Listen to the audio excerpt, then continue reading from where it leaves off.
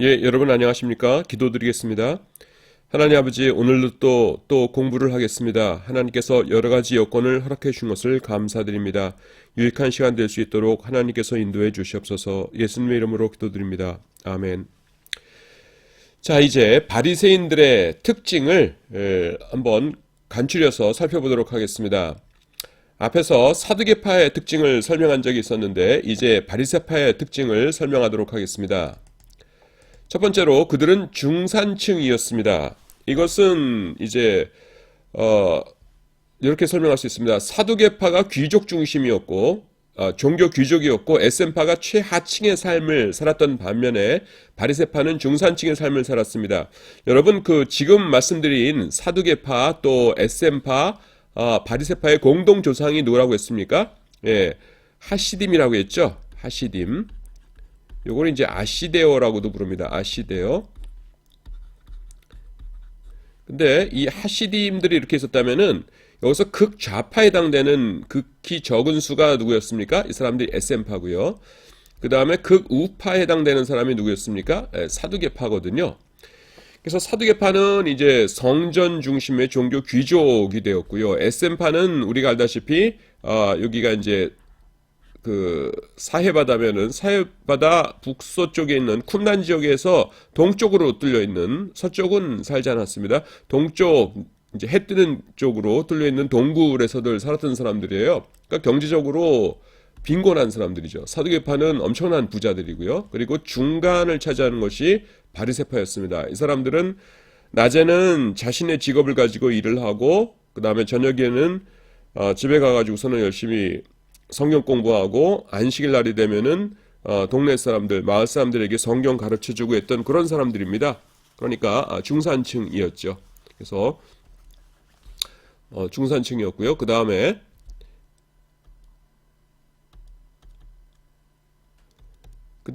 이제 이 사람들은 성문율법과 함께 구전율법을 인정했습니다. 이 바리새인들이 커다란 잘못이 이거죠. 성문율법, 그러니까 모세오경을 중심으로 하는 성문, 그러니까 성문이라는 것이 요겁니다. 이를 성자에다가 글월 문자 해가지고서는 글로 이루어진 문법이라는 것이죠. 성문율법과 함께 구전율법, 입구자에다가 그러니까 전할 전자죠. 그래서 입에서 입으로 전해진 율법이라는 뜻입니다. 그래서 구전율법 모두를 하나님의 말씀으로 인정했습니다. 그건 큰일 날 일이었죠. 그런데 문제는 뭐냐면은 이들의 이런 입장, 그러니까 성문율법과 구전율법이 모두 다 평등한 하나님의 율법이다라고 하는 입장이 오늘날 유대교 전체의 입장이 되었다는 것입니다. 그 이유는 네 개의 분파들 중에서 주후 70년 이후에 살아남은 분파가 바리새파밖에 없었기 때문입니다. 네 개 분파는 뭐 계속 설명하고 있죠. 사두개파, 바리새파, 에센파, 그 다음에 열심당원인데 바리새파만 살아남고요. 사두개파는 성전 없어졌으니까 사라졌고 에센파는 이제 그 전쟁 이후에 AD 68년에 그냥 사라져버립니다. 로마 군인들에 의해서. 열혈당원들은 66년 이후에 있었던 그 전쟁의 주동 인물이었으니까 당연히 없어졌고요. 바리새파만이 4개 분파 중에 살아남았거든요. 근데 이 사람들이 성문율법과 그 다음에 구전율법은 똑같은 권위를 가진다. 이런 사람들이에요. 그래서 바로 지금 21세기 이스라엘의 유대인들이 가지고 있는 성경에 대한 견해, 이것이 바리새파의 견해를 이어받은 것입니다. 그래서 큰 문제가 되고 있지요. 자, 사두개파는요, 성전의 파괴와 더불어 역사에서 영영 사라졌습니다. 그렇죠? 에센파도 주후 68년에 로마군에 의해 완전히 파괴되었습니다. 이 사람들은 그냥 별 저항도 없이 이렇게 있으면은 여기가 쿰란 지역이지 않습니까? 그러니까 지나가다가 그냥 로마군에 의해서 저항도 못하죠. 이 사람들은 비무장이니까. 그래서 도망가거나 혹은 여기서 죽거나 그랬죠. 그래서 AD 68년에 완전히 파괴되었습니다. 잠시 후에 설명할 열심당은 로마에 대한 항쟁에서 주도적 역할을 했던 사람들이기 때문에 전쟁이 끝난 후 완전히 맥이 끊겨버렸습니다. 로마에 대한 항쟁이 언제 시작한 겁니까? AD 66년에 시작한 거예요. 66년부터 이제 73년까지 이어진 항쟁입니다. 결국 성전 없이 율법을 연구하는 것만으로도 명맥을 유지할 수 있었던 바리새파만이 전쟁 후에 살아남았습니다. 이 사람들은 낮에 일하고 저녁에 성경 연구했던 사람들이니까요. 그런데 그들은 구전율법을 주장하는 사람들이었고, 그래서 지금의 유대교, 지금이라는 것이 21세기를 말합니다. 21세기의 유대교도 구전율법을 지키고 있습니다.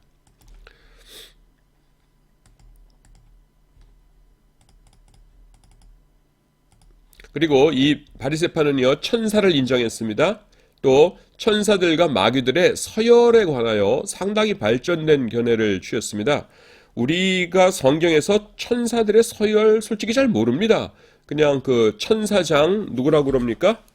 미가엘이라고 그러죠. 그래서 미가엘이라는 천사가 있고, 그 다음에 맨날 좋은 소식 전해주는 좋은 천사 있죠. 가브리엘이 있고, 그 다음에 하나님 보좌 옆에서 모셔 서 있는 스랍들이 있고, 뭐 그냥 이 정도예요. 스랍들이 있고, 그 다음에 뭐 천군, 뭐 천사 이렇게 있어서 이건 뭐 같은 이야기일 거고요. 그냥 우린 이 정도 알고 있습니다.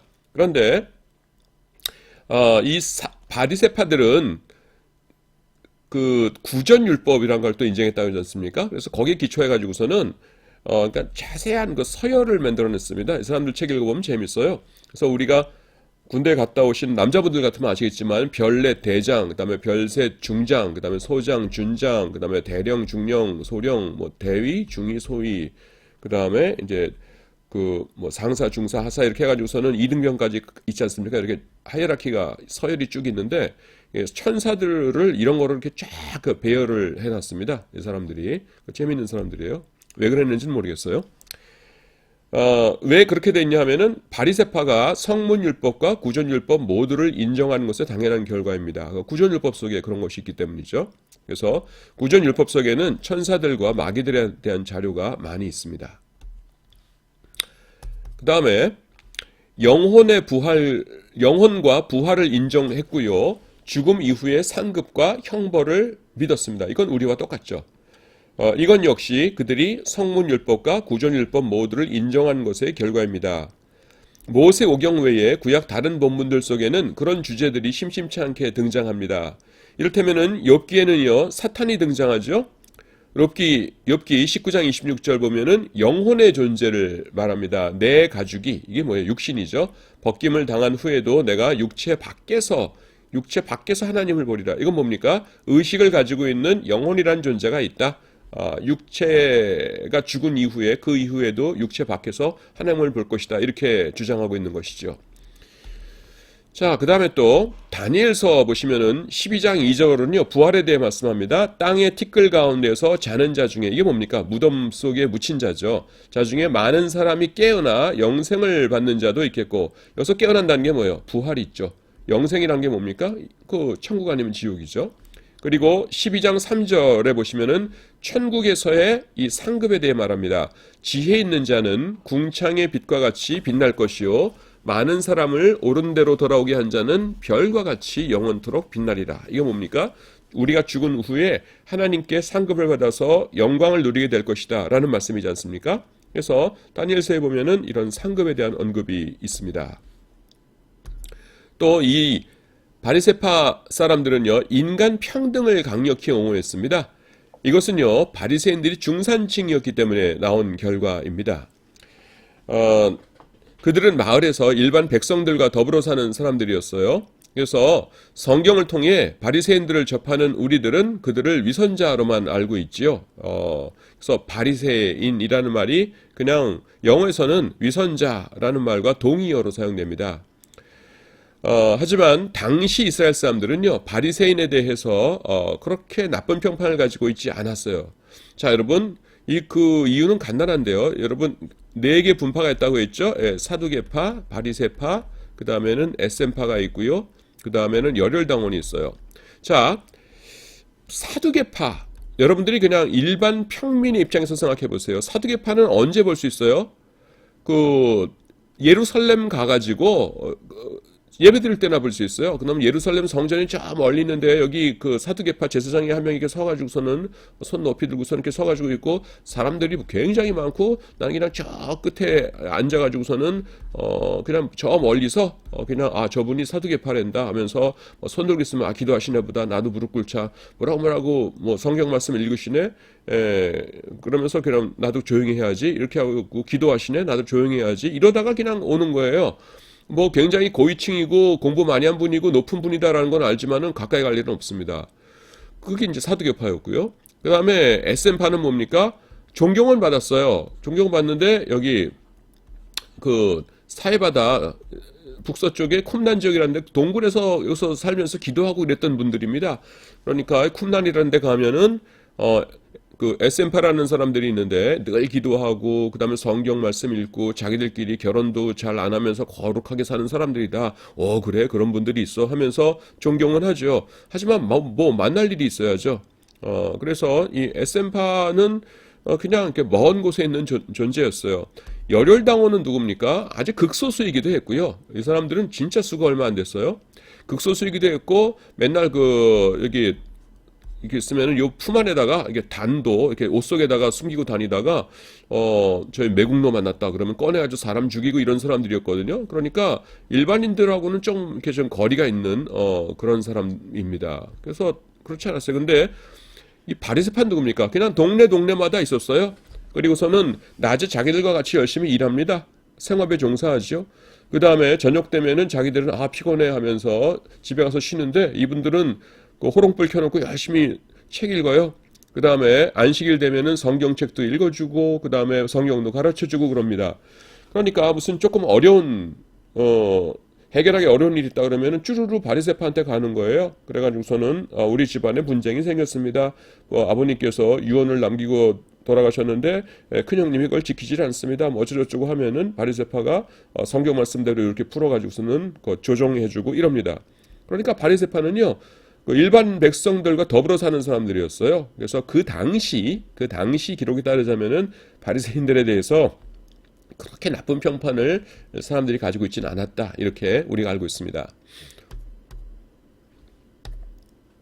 자, 그리고요. 그 사람들의 가르침은 그 신학보다는 윤리적인 것이었어요. 바리새인들은요, 낮에는 각자 자신의 직업에 종사했고 저녁에는 율법을 연구하거나 마을 사람들을 가르쳤습니다. 그렇기 때문에 사두개파와는 달리 항상 일반 백성들 사이에서 살았던 사람들이에요. 그래서 그들은요, 백성들의 일상적인 문제에 관심이 많았고 그들이 다루는 문제는요, 윤리적인 것이 많았어요. 자, 사두개파는요, 일상적인 평민의 삶과는 동떨어진 삶을 살았죠. 그 성전 근처에 살면서 자기들끼리 모여서 성경 공부하는 게 뭐였겠어요? 맨 추상적이고 이럴 때 어떻게 해야 되느냐 하면서 그냥 그 추상적인 문제를 다뤘겠죠. 그러니까 이론적인 신학 이런 걸 다뤘는데 저 밑에서 살았던 그 바리새인은 뭐냐면은 사람들이 가지고 오는 문제가 뭐예요? 그들의 일상적인 문제입니다. 조금 전에 말씀드렸다시피 우리 형이 아버님 유언을 안 따릅니다. 어떻게 해야 될까요? 옆집 소가 우리 집에 와가지고서는 우리 집 곡식 다 먹어버렸어요. 그 어떻게 배상 받아야 되나요? 그 둘이 싸워가지고서는 누가 알아 누웠어요. 이럴 적에는 그 어떻게 해야 되는 건가요? 그러면서 맨 그 일상적인 겁니다. 그러니까 어때요? 이 사람들이 쓴 그 책들의 내용이나 이 사람들이 이렇게 설교하는 내용이나 이런 것들이 윤리적인 것들이 많은 것이죠. 그 삶의 배경이 달랐기 때문에 그래요. 그 다음에 바리새파는요 운명과 개인의 노력을 모두 인정했기 때문에 인정했습니다. 사두개인들은 모든 것은 개인이 하기 나름이고 운명이라는 것은 없다는 입장을 취한 반면에 중산층이었던 바리새인들은 운명과 개인의 노력 모두를 인정하는 입장을 보였습니다. 요거 이렇게 표로 만들 수 있다고 했죠? 표로. 그래서 표로 만들 수 있는데요.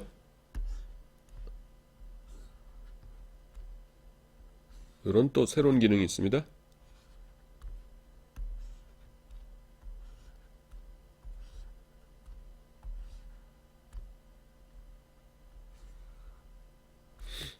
자, 지금 그 왼쪽에는요, 왼쪽에는 요거가 뭐냐면은 사두개파, 그 다음에는 바리새파, 그 다음에 에셈파예요. 요거는 괜히 만들었네요. 어, 그리고 모든 것은 그냥 자기 하기 나름에 따르다 혹은 운명이다는데 운명적인 것이다. 운명이다. 그리고 인간의 노력에 달린 것이다 하는 것에서 사두개파는 어떤 사람이냐면은 운명 따위는 없다. 하기 나름이다. 그러니까 내가 이렇게 잘 먹고 잘 사는 거 나 잘났기 때문이다. 너네들은 왜 그렇게 힘들게 사는지 알아? 노력 안 했기 때문이야. 그러니까 나를 존경해. 이게 사두개파의 입장입니다. 그리고 SM파는 뭐냐면은 SM파는 솔직히 경제적으로는 극빈층이었죠. 종교적으로는 거룩한 사람들이었지만은 그래서 이 사람들은 어떻게 생각했냐면은 모든 거는 운명이다. 인간의 노력, 인간의 어떤 의지적 결단 이런 거 가지고 변화시킬 수 있는 것은 극히 적거나 없다. 뭐 이렇게 생각을 했어요. 그리고 모든 것은 그냥 하나님이 정해 주신 대로 사는 것이다. 이랬고요.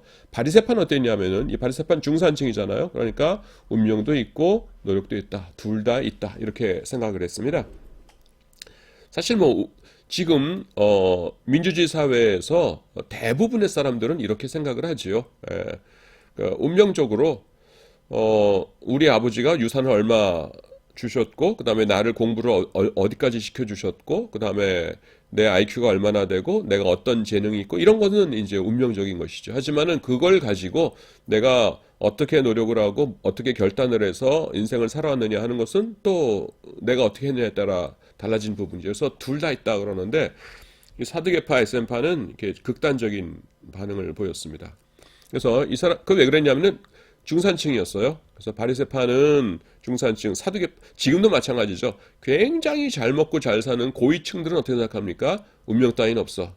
가난한 것들은 다 이유가 있는 법이야 하면서 우리가 잘났기 때문에 이런다. 이쪽으로 이제 많이 기울고요. 그래서 이 사람들은 하층민들이 뭐 이렇게 잘못하거나 뭐 이러면 그런 뉴스를 굉장히 좋아하죠. 거봐. 저 녀석들은 저런 녀석들이야. 이러면서 또 오늘날도 바닥계층에 있는 분들은 어떻습니까? 그냥 그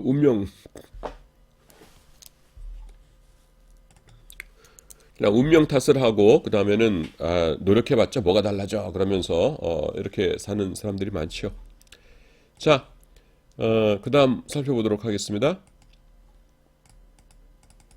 이번엔 이제 SM파입니다. 여러분 지금까지 누구누구 살펴봤어요? 예, 사두개파 살펴봤고 그 다음에는 바리새파 살펴봤습니다. 이제 SM파입니다. SM파는 어떤 사람들이라고 했어요? 여기 이렇게 사이바다가 이렇게 있으면은 여기 왼쪽에 여기를 쿰난이라고 한다고 그랬죠? 쿰난지요. 이게 지명입니다. 쿰난. 그리고 쿰난이 이게 동쪽으로 왜 동쪽이냐면은 조금 이따 설명하겠지만은 이 사람들이 습관 중에서 이렇게 동쪽에서 해가 떠오르지 않습니까? 그러면은 그 떠오르는 해를 보면서 그 새벽 기도를 드렸어요. 아침 묵상 기도. 그래서 이제 서쪽 동굴에 있으면은 해가 떠오를 때 안 보이거든요. 그러니까 동쪽 애들 살았습니다. 그래서 여기서 살았던 요 사람들이에요. 에셈파라는 사람들은요, 주후 37년에 태어나 100년경에 로마에서 죽은 요세푸스의 책들 속에 등장합니다. 요세푸스가 자기 책에서 뭐라 그러냐면은 이제 유대 고대사라는 책인데요.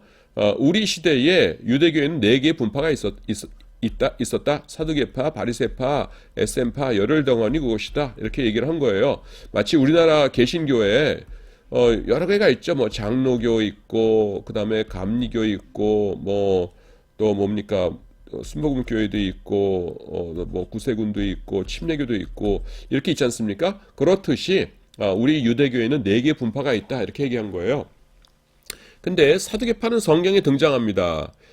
바리새파도 나오죠. 그다음 열혈당원도 나와요. 근데 SM파는 성경에 안 나와요.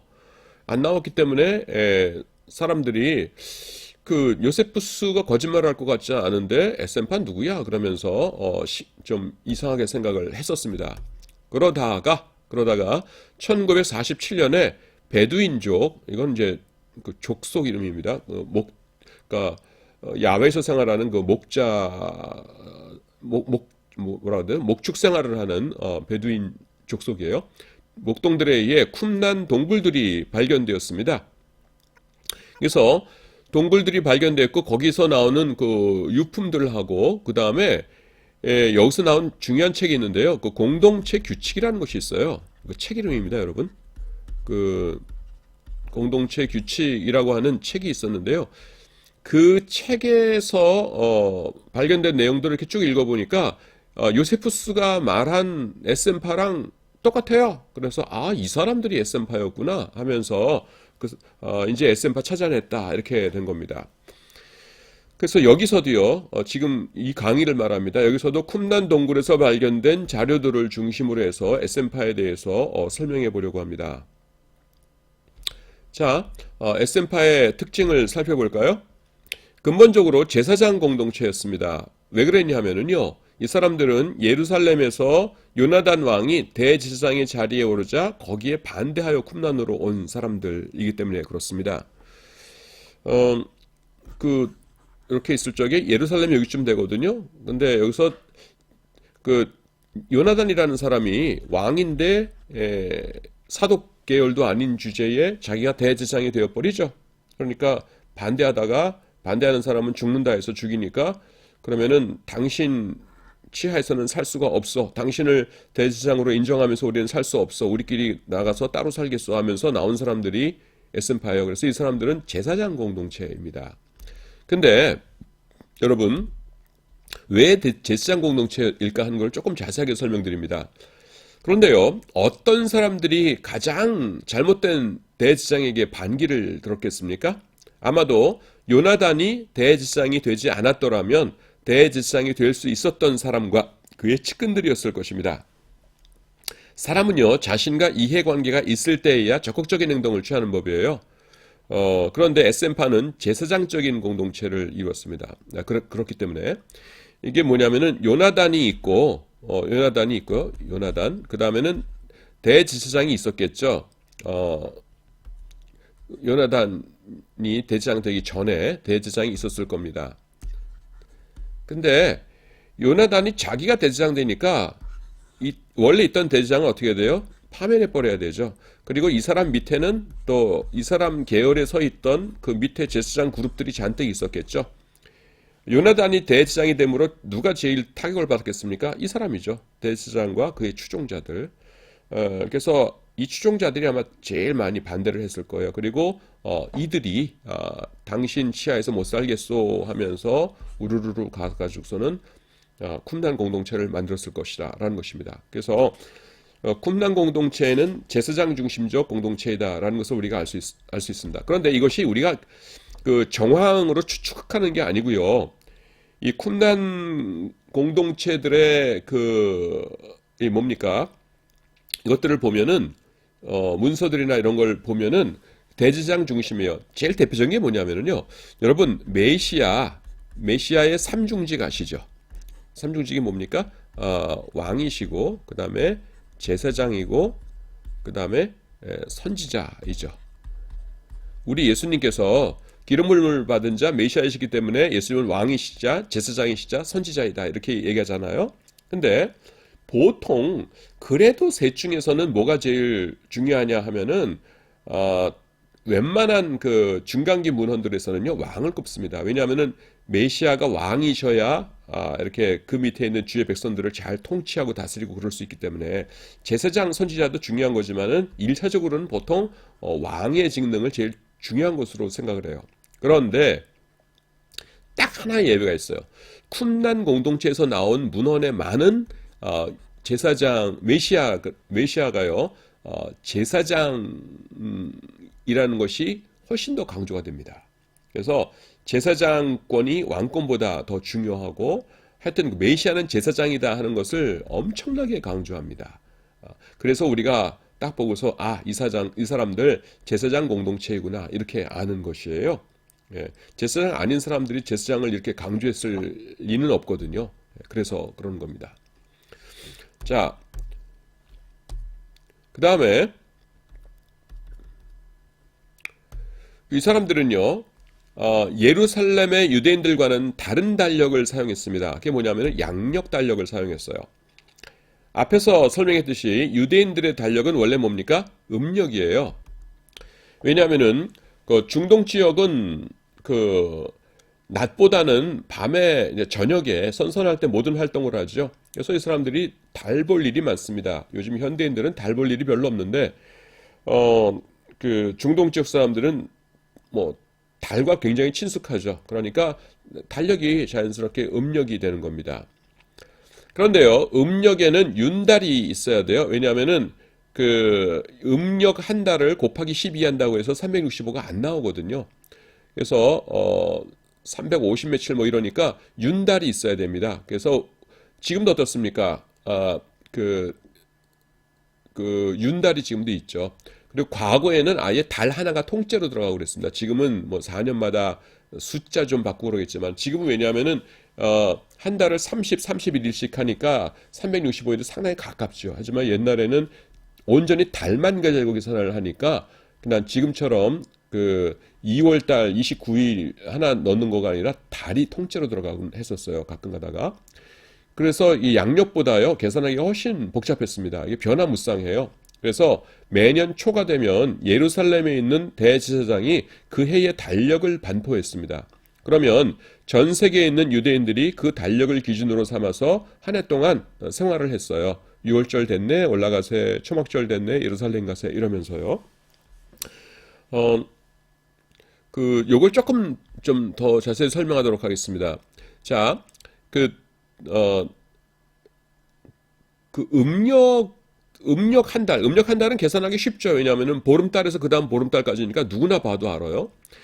근데 그걸 곱하기 12 한다고 해서 365일이 나오질 않거든요. 그래서 중간에 윤달을 넣고 이렇게 한다고 그랬어요. 그래서 초기에는 음력 달력이 만들어진 초기에는요. 그 다음 해에 달력을 그러니까 연초에 정하는 겁니다.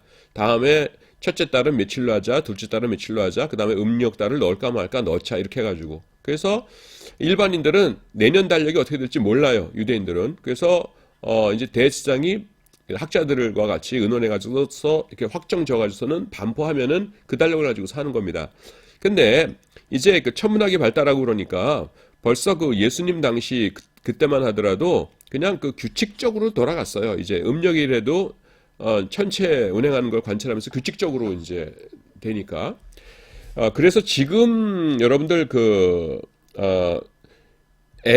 뭐 아이폰이 됐건, 뭐 갤럭시가 됐건 간에, 안드로이드 폰이 됐건 간에, 그 유대 달력, 그러니까 주이시 캘린더 이렇게 치시면은 공짜 앱이 있습니다. 그래서 그 앱을 구하신 다음에, AD 뭐 30년, BC 20년 이렇게 치시면은, 그 지금 태양력과 그때를 기준으로 해서 BC 뭐 5년에 3월 며칠 날은 유대인 달력으로 매달 며칠이다 하고서는 따다다닥 나옵니다. 그게 컴퓨터 프로그램으로 딱 정해져 있어요.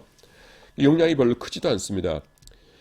그건 무슨 뜻이냐면은 규칙적이었다는 거거든요. 일정하게. 그래서 사실은 예수님 당시쯤 되면은 굳이 대제사장이 반포 안 해도 돼요. 그래도 일반 백성들이 다 압니다. 이제는 규칙적이 되었기 때문에. 하지만 이 사람들이 그 전통이라는 게 있지 않습니까? 옛날부터. 그래서 달력이라고 하는 것은 대제사장이 반포하는 것이야 라는 거가 그냥 머릿속에 입력되어 있었어요. 이 사람들에게. 자, 이 말은 매년 달력의 구체적인 날수 등을 예루살렘에서 계산해서 결정했어야 했다는 의미는 아니에요. 조금 전에 말씀드렸죠. 아주 고대에는 그 몇몇 중앙에 있는 엘리트 학자들이 그거를 계산해서 반포했지만은 예수님 당시에는 이미 규칙적이 되어 있었어요. 달력은 매우 규칙적으로 정해졌기 때문에 매년 따로 계산을 할 필요는 없었어요. 지금 우리가 가지고 있는 유대 달력 컴퓨터 프로그램을 사용하면은 그 당시의 달력까지 정확하게 알아낼 수가 있습니다. 달력 자체가 가변적이어서 매년 예루살렘에서 달력의 내용을 결정해야 했다는 뜻은 아니에요. 다만 상징적인 행위로서 예루살렘의 대제사장이 매년 초에 유대인들의 달력을 공포했다는 뜻입니다. 그런데 이 쿰란에 모여 살던 에센파들은요, 예루살렘에 있는 대제사장이 공포하는 그 달력을 사용할 수가 없었어요. 왜냐하면은 그들은 그 대제사장의 권위를 인정할 수가 없었기 때문입니다. 자격이 없는 사람이었기 때문이죠. 그래서 그들은 우리는 저 달력 못 써 하면서 새로운 달력을 만들어내기로 했습니다. 그런데 또 다른 음력 달력을 만들어내는 것은요, 별 의미가 없어요. 왜냐하면은 달의 모양이란 건 어떻습니까? 그 여기 태양이 있고요. 태양이 있고 여기 지구가 있고 달이 여기 이렇게 있는 거지 않습니까? 근데 그러니까 여기 있기 때문에 지구에서 어디서 보건 달의 모양은 똑같아요. 그러니까 모양은요 어디를 가나 뭐 예루살렘이건 쿰란이건 뭐 전 세계 어디를 가나 똑같기 때문에 예루살렘 달력과 전혀 다른 음력을 만들어낼 수는 없어요. 그렇죠? 뭐 여기서 보나 여기서 보나 달은 똑같은데 더더구나 예루살렘하고 쿰란의 차이는 정말 뭐 몇 킬로 안 되거든요. 그러니까 달 생긴 거 똑같죠. 그래서 그들이 선택한 것이 뭐냐면은 양력 달력을 채용하자는 것이었습니다. 그래서 에센파는요 유대인들 중에서는 유일하게 이 로마 사람들과 마찬가지로 양력을 사용했습니다. 그 다음에 이 사람들은요 자신들의 지도자를 의의 교사라고 불렀어요. The Teacher of Righteousness 이렇게 불렀습니다. 그 의의 교사라고 이게 이제 별명이죠. 그 사람도 이제 나름대로 이름이 있을 텐데 그 이렇게 별명을 불렀습니다. 그는 아마도 예루살렘에 있는 가짜 대지상에 의해 자리에서 쫓겨난 진짜 대지상이었을 것입니다. 그래서 요나단이 이렇게 있고 대지상이 있는데 내가 대지상 겸할래 그러니까 당신은 그만하시오 이렇게 되니까 그럼 나는 우리 무리와 함께 쿰란에 가서 살겠소 이렇게 하는 거죠. 그래서 원래 대지상에 있던 사람이 아마 이 의의 교사가 됐을 것이에요. 그런데 왜 가명을 썼겠습니까? 의의 교사라고? 왜냐하면 이 사람을 보호하기 위해서. 왜냐하면 왕이 이 쿰란 공채를 미워할까요? 좋아할까요? 엄청나게 미워하는 겁니다. 그러니까 마음만 먹으면 군대 풀어가지고서는 이를테면 우두머리의 이름이 뭐 시몬이다 그러면 시몬 암살하고 와라 이렇게 될 수 있잖아요. 그러니까 그냥 대대로 자기의 우두머리 이름을 의의 교사 이렇게 불렀어요. 그러면은 좀 익명성이 조금은 보장이 되겠죠. 네, 그런 의도였습니다. 자, 그 다음에 원칙적으로 결혼을 정죄하지는 않았으나 결혼을 피했습니다. 그들은 대단히 금욕적인 삶을 살았습니다. 왜냐하면은 매 순간이 위기의 연속이었기 때문입니다. 위기 연속이란 게 뭐예요? 이렇게 있으면은 이렇게 여기 쿰란이고요. 예루살렘이 여기쯤 있어요. 왕이 기분 나빠서 저 사람도 오늘 다 죽여버려라 그러면은 그날로 다 죽는 겁니다. 그러니까 항상 조심조심하면서 기도하면서 이렇게 살았겠죠. 그래서 그러니까 어떻게 해야 돼요? 금욕적인 삶을 살았죠. 어느 날 예루살렘에 있는 왕이 자신들을 해치기 위해서 군대를 보내면 자신들은 꼼짝없이 죽을 수밖에 없는 그런 사람들이었어요. 그렇기 때문에 이런 상황 속에서 살아가는 사람들은요 금욕적인 삶을 살게 마련입니다. 그렇죠? 그리고 금욕의 대표적 상징은 뭐냐면은 결혼을 하지 않는 것이에요. 그래서 그들도 결혼을 피했습니다. 근데 뭐 제가 앞에서 설명한 것 같은데 결혼을 피한 것도 있지만은 어떤 여자가 거기 와서 그 사람들하고 살았겠어요? 동굴 하나에 남자들만 그 수십 명씩 우글우글 살고 있는데 거기서 여자가 들어가 가지고서는 왜 거기서 그렇게 비참하게 살겠습니까? 그러니까 뭐 가지도 않았겠죠. 그래서 결혼을 피하기도 하고 올 여자들도 없고 그랬던 것이에요. 자, 근데 결혼을 하지 않으면은 2세가 태어날 수 없죠. 근데 공동체가 어떻게 계속 이어질 수 있었냐 하는 것입니다. 여러분, 쿰란 공동체가 몇 년 갔냐면은 약 140년대에서 150년대, 140년대 요때에 세워집니다. 처음으로.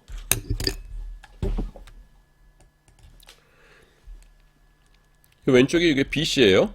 그 다음에 오른쪽이 AD거든요. 그 다음에 AD 68년에 망해요. 그러니까 140이라고 쳐도 140 더하기 68 하면 한 200년이 훌쩍 넘죠. 그래서 한 200년이 넘도록 이어지는 공동체였는데요. 어떻게 이어질 수 있었느냐? 결혼을 안 하는데 그 뭐냐? 양자를 드렸습니다. 옛날로 갈수록 전쟁으로 인한 고아들과 그 다음에는 질병으로 인한 고아들이 많았거든요. 그래서 그 양자를 구하는 겁니다. 아이 입장에서는 황당했을 거예요. 이렇게 철들어서 이렇게 선원살려서 보면은 남자들밖에 안 보이는 겁니다. 굉장히 친절한 아저씨들이긴 한데 남자들밖에 없는 거예요. 그러다가 나중에 이제 처음 여자를 봤을 때 굉장히 신기했을 겁니다. 하여튼 그 아이들을 통해서 양자를 통해서 공동체가 계속 이어졌습니다. 그리고 이 사람들은요, 극심한 이분법을 사용했습니다. 이것은 뭐냐면은 환란 공동체이기 때문에 그래요. 평화 시에는요, 우리 주위의 사람들을 다양한 각도로 바라보게 되죠. 하지만 전쟁이 일어나면은 모든 사람은 같은 편 아니면은 적이 되죠. 자, 제가 여기 있습니다. 그러면은 한쪽에는 나를 굉장히 좋아하는 사람, 그다음에 약간 좋아하는 사람, 그냥 그저 그런 사람, 나한테 별 관심 없는 사람, 나 조금 싫어하는 사람, 많이 좋아하는 사람, 엄청 미워하는 사람, 이래 가지고서는 스펙트럼이 다양하겠죠. 근데 지금 갑자기 전쟁이 딱 납니다. 그럼 어떻게 돼요? 딱 반으로 나는 겁니다. 우리 편. 나랑 같이 싸울 사람, 그 다음에 여기 중간에 아무도 없고, 그 다음에는 적. 우리가 싸워야 될 사람들. 해가지고서는 이렇게 둘로 딱 나뉘는 거예요. 그래서 이렇게 극심한 환란 가운데 있는 사람들은 어떻습니까? 세상을 바라보는 눈이 이렇게 흑백 논리로 보게 되는 거죠. 그래서 이 쿰난 공동체가 그랬어요. 그래서 중간이 없습니다. 그래서 우리들은 이쪽을 우리 편이라고 할게요. 쿰난 공동체 우리들은 빛의 자녀들, 그 다음에 저쪽에 있는 사람들은 이제 사탄 마귀의 자녀들, 뭐 이런 식으로 생각을 했습니다. 그래서 쿰난 공동체는요. 언제 왕이 보낸 군대에 의해서 멸망을 당할지 알 수 없는 상황 속에서 살았던 사람들입니다. 그렇기 때문에 그들은 모든 것을 이분법적 관점에서 바라보았어요. 이거를 영어로 듀얼리즘이라고 그러죠. 듀얼리즘, 그냥 알아두십시오. 자신들은 빛의 자녀들, 예루살렘의 대제사장 추종 세력들은 어둠의 자녀들, 지금은 사탄이 득세하고 있는 악의 세상, 앞으로 올 세상은 하나님이 다스리시는 세상, 선의 세상, 이런 식이었습니다. 그러다 보니까 이분법적으로 살다 보니까 빛과 태양을 중시했어요. 자신들을 빛의 자녀라고 했으니까 당연히 빛을 좋아하겠죠.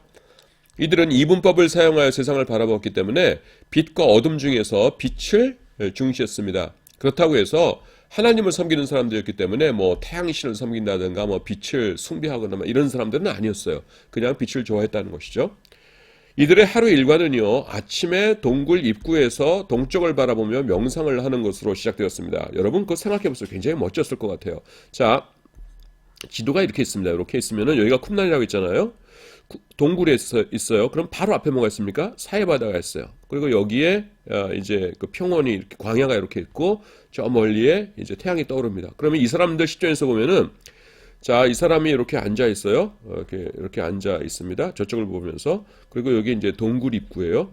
동굴 입구에 이렇게 앉아 있어요. 그러면은 요 앞에 딱 보이는 게 뭡니까? 이 사해바다 물이에요. 그리고 저쪽에 평야가 이렇게 광야가 쫙 펼쳐지고요. 그 다음에 아침에 여기서 뭐가 떠올라요? 태양이 쫙 떠오르는 겁니다. 이걸 매일 아침 보는 거예요. 그래서 쫙 떠오르면서 이제 여기서 그림자가 쫙 지고요. 여기서 이제 그 붉은 이렇게 그림자가 사해바다 그림자가 쫙 있겠죠. 야, 뭐 제가 그렸지만은 뭐 대충 그렸지만은 여러분 멋지지 않습니까? 여기는 광야고요. 여기 뭐 조그만 산들 이렇게 있을 거고. 모압족 속의 땅이죠. 이제 이쪽에 제가 그려놓고 봐도 멋있네요. 여기는 이제 동굴 저기고요. 그래서 아침에 일어나면은 사람들이 이제 동굴 입구에 앉아가지고서는 이게 사해바다 이렇게 바라보면서 태양을 바라보면서 아침 명상, 아침 기도 하는 겁니다. 이게 이 사람들의 하루 일과였어요. 또 이들은요, 태양이 떠오르는 동쪽을 중시했습니다. 그래서 그 사람들의 무덤을 보면은 머리가 항상 동쪽을 향해 있습니다. 그 쿰난 공동체 지역에 무덤이 발견됐거든요. 그러면은 여기가 해가 떠오른 쪽이면은 그 죽었을 적에 머리를 꼭 그 태양 쪽으로 이렇게 두고서는 사람을 이렇게 눕혔습니다. 그래서 빛과 태양을 중시한 사람들이다라는 것입니다.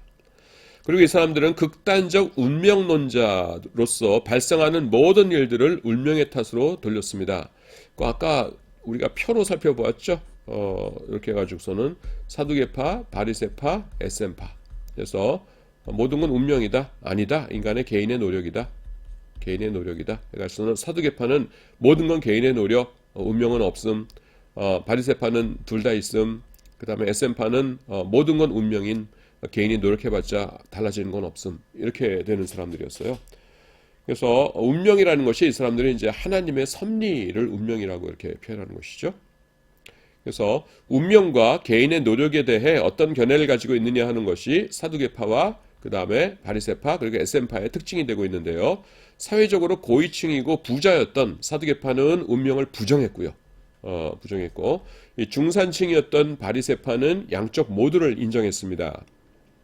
반면에 경제적으로나 사회적으로 가장 어려운 생활을 했던 에센파는요, 모든 것을 운명의 탓으로 돌리는 인생관을 가지고 있었습니다. 그 다음에 그것은 우리에게 시사하는 바가 커요.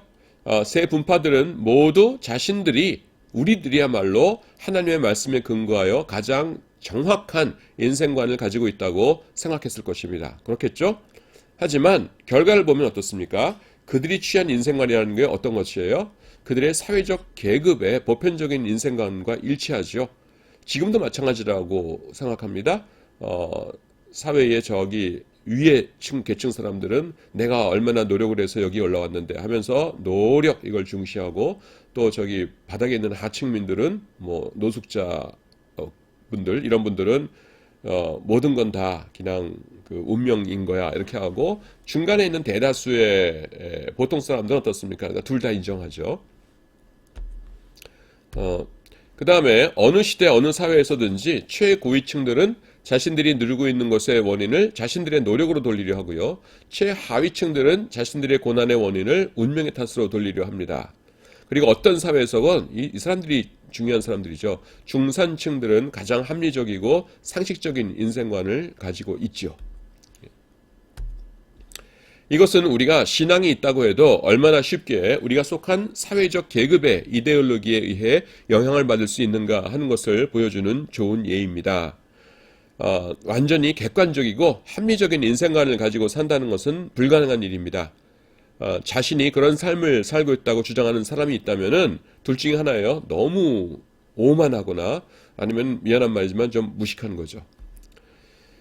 자, 우리가 역사를 통해 배워야 할 것은요. 그래서 열린 마음의 자세입니다. 하나님의 절대적인 진리에 반하는 것이 아닌 이상 다른 사람들의 생각을 존중하고 그 다음에 인정할 수 있는 자세를 가져야 됩니다. 그럴 수도 있겠다. 저렇게 잘 먹고 잘 사는 사람들 상대로 목회를 하다 보면은 성경을 그렇게 볼 수도 있겠다 하면서 인정해주고 또 가난한 사람들을 위해서 목회를 하면서 늘 이렇게 상처를 받으면서 목회를 하다 보면은 뭐 저렇게 될 수도 있겠다 하면서 서로 이렇게 인정해 줘야 한다는 것이죠. 그것이 우리가 역사를 공부하는 이유입니다. 역사를 보면서 뭐를 배워요? 나 자신을 배우고 그 다음에 나의 상황을 배우죠. 제일 어려운 게 뭡니까 여러분? 자기 객관화죠. 그래서 자기 객관화를 할 수 있는 좋은 도구 중에 하나가 역사 공부입니다. 남의 얘기를 읽는 것 같은데 어느 순간에 이게 우리 얘기였네 하면서 나를 객관화할 수 있게 되죠. 그게 역사 공부의 커다란 장점입니다. 자, 그 다음에 이 사람들은요 구전율법을 인정했습니다. 바리새파 공부하면서 구전율법이 뭐라는 건 자세하게 우리가 살펴보았죠. 에센파 역시 바리새파와 마찬가지로 구전율법을 인정했어요. 그렇기 때문에 영혼의 불멸과 천국, 지옥, 천사, 사탄의 존재를 모두 인정했습니다. 이런 거 인정 안 한 거는 사두개파밖에 없어요. 그 다음에 이 사람들은요 입교시에 경건과 순종의 엄숙한 맹세를 해야 했습니다. 이들은 아주 단단한 결속력을 가진 공동체 생활을 했습니다. 그러니까 같이 고난을 당하니까 서로 이제 이해하고 결속력이 강했겠죠. 그래서 입교 시에는 엄숙한 맹세를 해야 했고요. 그 다음에 일정 기간의 견습 생활을 마친 후에야 엄격한 심사를 통해 정식 회원이 될 수 있었습니다. 이 사람들의 생활을 사모하는 사람들이 많았을 거 아닙니까? 그런 사람이 어느 날 쭈르르 오더니만은 저도 좀 껴주세요. 그러면은 웰컴 오세요. 당신 이제부터 에센파입니다. 그랬는데 나중에 봤더니만은 그 나쁜 짓 하고서 경찰에 쫓기는 사람이었어요. 아니면은 뭐 품행이 아주 성격이 나쁜 사람이었어요. 그래서 공동체에 해를 끼칩니다. 그러면 안 되잖아요. 그러니까 섣불로 받아주질 않고 견습 생활을 했습니다. 그래서 몇 달 동안 이렇게 살아보고 이 사람 성격 괜찮네. 이렇게 물 흐르듯이 이렇게 잘 우리랑 같이 이렇게 어울리네. 그렇게 나쁜 사람 아니네. 하면서 모두 다 동의하십니까? 이분 받아줘도 될까요? 네, 동의합니다. 좋은 분 같아요. 그러면은 오케이, 이리 오세요. 엄숙하게 맹세하고 그 다음에 세리머니를 거친 다음에 정식 회원으로 받아들이고 이렇게 했습니다. 그 다음에 토라의 정결법을 엄격하게 준수했어요. 이들은요, 핍박의 위협을 항상 받고 있었고 곧 다가올 세상과 마지막 때를 고대하는 삶을 살고 있었습니다. 그렇기 때문에 자신들의 몸과 마음을 항상 정결하게 유지하기 위해서 노력했습니다. 솔직히 우리가 살면서 기도 언제 열심히 합니까? 힘들 때 하지요. 또 이렇게 몸과 마음을 정결하게 하는 것 언제 합니까? 그 고난당했을 때 그렇게 하지요. 근데 이 사람들은 그냥 평생의 삶의 고난이었거든요. 그러니까 늘 이렇게 그 정결하게 자신을 유지하기 위해서 노력을 했습니다. 그 다음에 재산의 공동 소유를 실천했고요. 강한 상호 책임감을 가지고 있었어요. 이들은요, 이제 곧 세상의 끝이 올 것이라는 기대감을 가지고 살고 있었기 때문에 재산을 공동으로 소유했습니다. 그러니까 처음 입교할 때 뭐 집에서 가져온 재산이 있을 거 아닙니까? 그러면은 그거를 자기 거라고 주장하지는 않고 이게 공동 재산으로 내놓는 겁니다. 이들은요, 지금의 세상은 한시적이라는 언제 끝날지 모른다는 생각을 늘 가지고 있었어요. 그래서 이까지 재산하면서 이제 그 공동 재산으로 놓고 서로 협동하면서 이렇게 살았습니다. 그리고 이 사람들은요, 매일의 예배와 성경 연구를 강조했습니다. 근데 우리가 충분히 이해할 수 있는 것이 동굴에서 살았다고 했잖아요. 그래서 아침에 눈 뜨면 동굴이고 이제 하루 종일 이제 동굴이고 그 근처 조금 산책하고 뭐 이러면서 살았는데 뭐 했겠어요, 여러분? 그냥 예배드리고 그 다음에 성경 연구하고 찬양하고 그렇게 사는 겁니다. 여러분들이 그 산 중턱에 있는 기도원에서 한 1년 사신다고 해보세요. 그 안에서 뭐 하겠어요? 아침에 일어나서 예배드리고 찬양하고 기도하고 성경 읽고 뭐 필사하실 분들은 필사하고 뭐 그렇게 했겠죠. 바로 이 사람들이 그렇게 살았습니다. 그래서 이들은요, 기도와 더불어 성경 연구를 중시했습니다. 성경 연구. 그리고 이들이 쓴 성경 주석을 패셔라고 해요. 패셔. 그 패셔의 두 가지 특징이 있는데요. 세상의 모든 것을 엄격한 이분법적 관점에서 봅니다. 그리고 구약 성경 전체를 자신들의 관점에서 해석한다는 것입니다. 모든 것을 이분법적 관점에서 본다 하는 것은 제가 이제 이미 설명을 드렸고요. 그 구약 성경 전체를 자신의 관점에서 본다라는 게 뭐냐면은 여러분 창세기부터 이렇게 말하기까지 있지 않습니까? 그러면은 창세기를 읽다가 뭐 좋은 사람 나온다, 나쁜 사람이 좋은 사람을 핍박한다 그러면은 이거 우리 얘기다. 그 다음에 뭐 선지서에서 뭐 너희는 악한 자들아 돌아오라 그러면 악한 놈들은 저 예루살렘 사람을 말한다. 그 다음에 의인들아 그러면 이거 우리에게 주신 말씀이다 하면서 그냥 사방에서 있는 말씀들을 아전인수격으로 자기식으로 자기들을 주장하는 것으로 그렇게 해석을 했어요. 그래서 그 패셔입니다. 저는 이제 그 중에서 패셔 하박국이라는 것을 유학 시절에 이제 원어 강독을 했었는데요. 거의 패셔 하박국에도 그렇게 나옵니다. 그냥 하박국서랑 에센파는 사실 아무 상관 없거든요. 엄밀하게 보면은. 근데 그 하박국서에 나오면서 뭐 조금만 좋은 거 나오면은 이거 우리 거. 그다음에 뭐 나쁜 사람들에 대한 얘기 나오면은 이거 예루살렘에 있는 저 나쁜 놈들. 이런 식으로 이제 해석을 합니다. 재미있는 사람들이에요. 자, 그 다음에 그들은 구약의 많은 구절들이 자신들의 때를 이야기하고 있으며 자신들이야말로 예언자들이 오래전부터 예언하던 바로 그 남은 자들이고 마지막까지 하나님의 언약에 충실한 의인들이었다고 생각을 했습니다. 그래서 구약을 해석할 때 늘 아전인수격으로 조금 전에 제가 설명드렸었죠. 자신들의 이야기를 거기에 투영해 넣으면서 해석을 했습니다. 그리고 이 사람들은요, 묵시적 종말론을 신봉하여 많은 묵시문헌들을 남겼습니다. 묵시문헌이라는 말 나오면은 우리가 왜 그런 용어 있죠? 아는 것도 아니고 모르는 것도 아니고 완전히 모르지는 않아요. 알긴 아는데 그렇다고 해서 확실하게 알지도 못해요. 그냥 늘 보긴 보는데 저게 뭐지 하면서 대충 이렇게 알고 있는 그런 용어 중에 하나가 묵시문헌입니다. 이 에센파는요, 묵시문헌을 많이 남겼어요. 그래서 이제부터 묵시문헌에 대해서 조금 자세하게 설명을 하려고 합니다. 그런데 신약 성경 중에서 요한계시록이 장르상 묵시문헌에 해당해요. 그래서 이 부분은요, 항목을 달리해서 따로 이제 앞으로 자세하게 좀 설명을 하려고 합니다.